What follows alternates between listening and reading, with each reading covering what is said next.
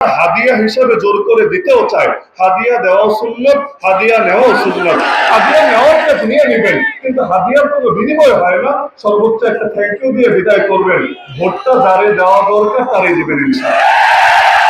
আর সর্বশেষ পয়েন্ট হলো, যদি নির্বাচনে ভোট দখলের চেষ্টা করে, মাসল পাওয়ার কাজে লাগিয়ে তারা নিজেদের পক্ষে এটা নেওয়ার চেষ্টা করে, ইতিমধ্যে আমরা কিছু আলামত দেখেছি।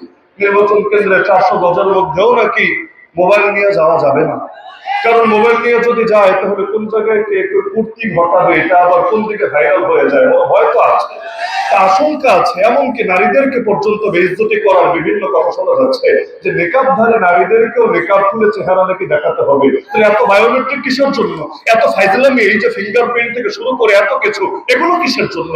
এখন বিভিন্ন ভাবে চেষ্টা করতে পারে আগামী নির্বাচনকে প্রভাবিত করতে, কিন্তু আমার বার্তা একটা থাকবে, আগামী 5 বছর কিভাবে চলবে এটা নির্ভর করে আগামী 12 তারিখের উপরে। সুতরাং ফজরের নামাজ পড়ে যে বের হবেন, সারাটা দিন প্রয়োজনে নিজেদের একদম জান মালকে বাজি লাগিয়ে হলেও এমন ভাবে অটল এবং অবিচল থাকবেন, বিজয়ের মিছিল নিয়ে তবেই ঘরে ফিরবেন ইনশাআল্লাহ। সকলে রাজি আছেন তো ইনশাআল্লাহ? নাকি আশপাশ থেকে বড় বড় প্রশিক্ষণ প্রাপ্ত কোনো মানুষের ফাঁদে পা দিয়ে আবার ভুল করবেন এবং সেই ভুলের মাসুল আগামী 5 বছর দিবেন? আল্লাহ রাব্বুল আলামিন সবাইকে একসঙ্গে লড়াই করার তৌফিক দান করুন। ফারুক ভাইয়ের বিজয়ের মিছিলে আমাদেরকে শামিল থাকার তৌফিক দান করুন।